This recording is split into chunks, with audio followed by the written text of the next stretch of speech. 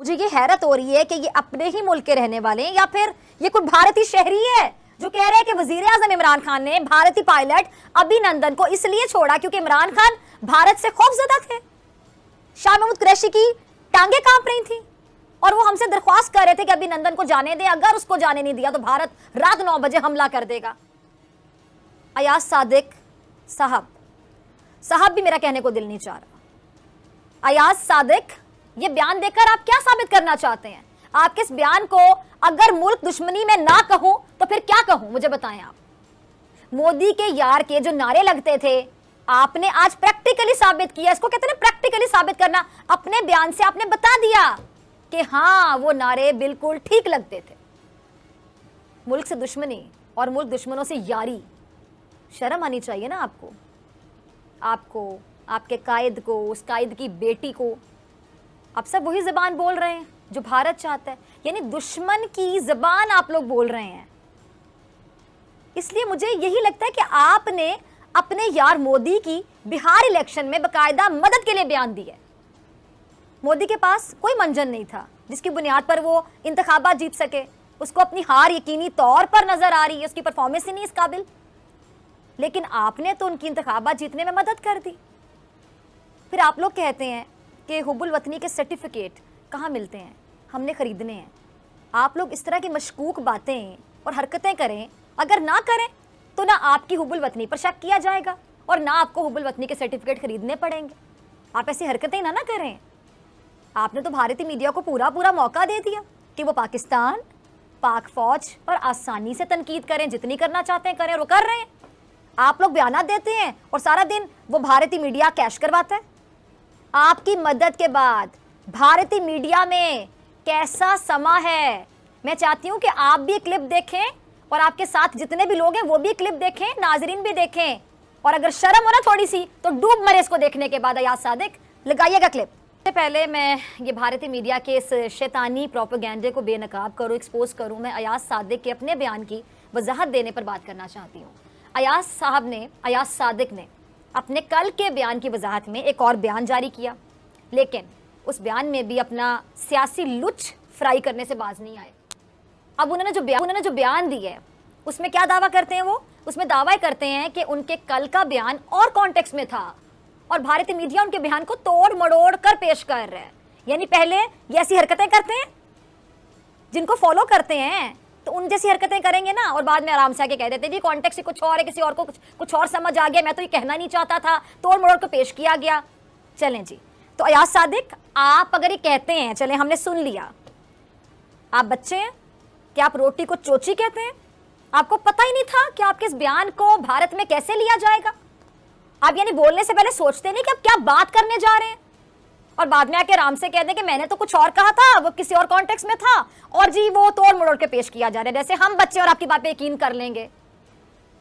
सच्ची बात यह कि भारतीय मीडिया आपका बयान चला रहा है, उसे तोड़ मड़ोड़ कर उसके सामने आपने खुद रखा और पूरी कौम का सर शर्म से झुका दिया। लेकिन आपको शर्म नहीं आई होगी, मैं यकीन से कहती हूँ। वो क्या कहते हैं, वो आपके ख्वाजा साहब कहते हैं ना, कोई शर्म होती है, कोई हया होती है, दूसरों को कहते रहे, इनको भी सिखा देनी थी, अपने लोगों को सिखा देते शर्म हया, सारी जिंदगी दूसरों को सिखाते रहे आप। शर्म होती है, हया होती है, मगर आपके यहाँ कहाँ होती है? कहीं नहीं होती। आपके इस बयान पर भारतीय मीडिया पाक फौज और हुकूमत की बहादुरी और शुजात पर सवालिया निशान लगा रहा है। शर्म से डूब मरना चाहिए आपको। मकार मीडिया आपके बयान को यह रंग दे रहा है कि पाकिस्तान ने अभिनंदन को छोड़कर कोई आसान नहीं किया, बल्कि पाकिस्तान भारत के हमले से खौफजदा हो गया था और पाकिस्तान की सिविल हुकूमत की टांगे कांपने लगी थी और उसने भारत के आगे जंग से पहले हथियार डालकर उनके गले सड़े कार्टून नुमा पायलट को छोड़ दिया। अयाज सादिक, मैं आपसे पूछना चाहती हूँ, बल्कि पूरी कौम आपसे पूछना चाहती है कि इस नाजुक मामले पर अगर आप अपनी सियासत चमकाने की कोशिश ना करते तो कौम को क्या ये शर्मिंदगी उठाना पड़ती? लेकिन हुकूमत के बुग्ज में आपने अपना लुच फ्राई किया, टांगे कांपने, पसीने वाली बात करके आपको लगा कि खूब दाद मिलेगी, बड़ी शाबाश मिलेगी।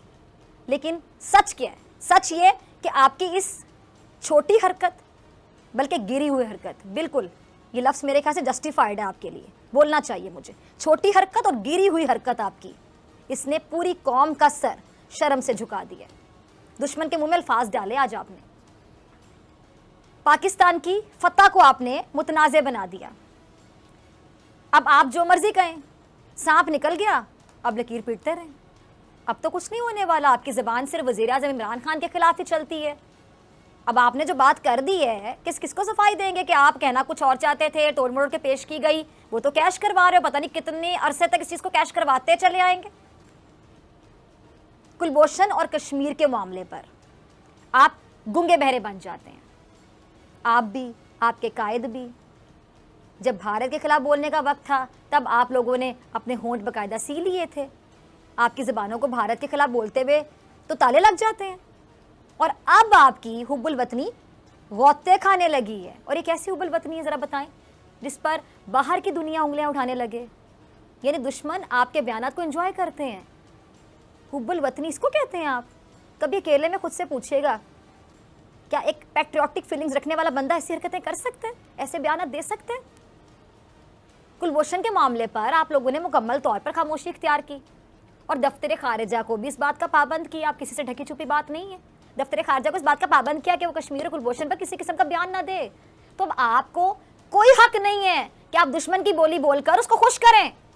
और अगर दुश्मन की बोली बोलकर उसको खुश करें ना, तो ये ना कहें कि हम वतन से मोहब्बत करते हैं। हुब्बुल वतनी का नाम ना लें आज के बाद आप। ये होती है हुब्बुल वतनी?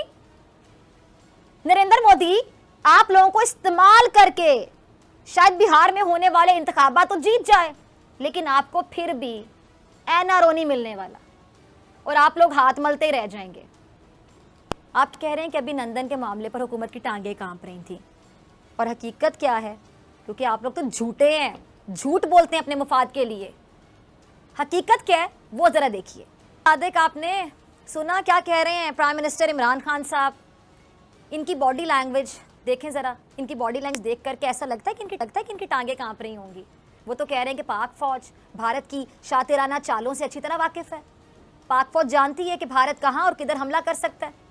और अयाज सादिक, इमरान खान तो भारत को बहादुरी के साथ खबरदार कर रहे हैं, और आप जैसे लोगों को ये बता रहे हैं कि अभिनंदन को इसलिए रिहा किया जा रहा था कि पाकिस्तान डर गया था।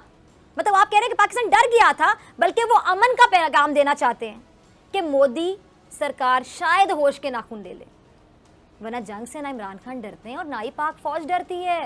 ये पाक फौज की बहादुरी, शुजात और सलाहियत का बेहतरीन सबूत है कि उसने भारत के 2 जहाज़ों को तबाह कर दिया और अभिनंदन को जिंदा पकड़ लिया। इसे कहते हैं कि सांप भी मर जाए लाठी भी ना टूटे, और कोई अक्लमंद ही ऐसे कर सकता है? फिर आप कैसे कह सकते हैं कि पाकिस्तान भारत से खौफजदा हो गया था? वज़ीर आज़म बार बार कह चुके हैं कि भारत हमारी अमन की कोशिशों को हमारी कमजोरी ना समझे। पाक फौज अपना शिकार जो है ना वो दबोचना जानती है। नरेंद्र मोदी जरा मैं उससे भी मुखातिब होना चाहती हूँ, तुम भी जरा सुन लो। पाकिस्तान जंग से नहीं डरता, पाकिस्तान जंग से ना कभी डरे ना कभी डरेगा। कान खोल कर सुन लो नरेंद्र मोदी। जाली सर्जिकल स्ट्राइक पाकिस्तानी फौज का ट्रेलर तुम भूल गए हो, देख चुके हो ना तुम नरेंद्र मोदी। तुम्हारा अपना दिफाई तज्जियाकार भारत का, वो पाक फजाइया की तारीफ किए बगैर नहीं रह सका। ये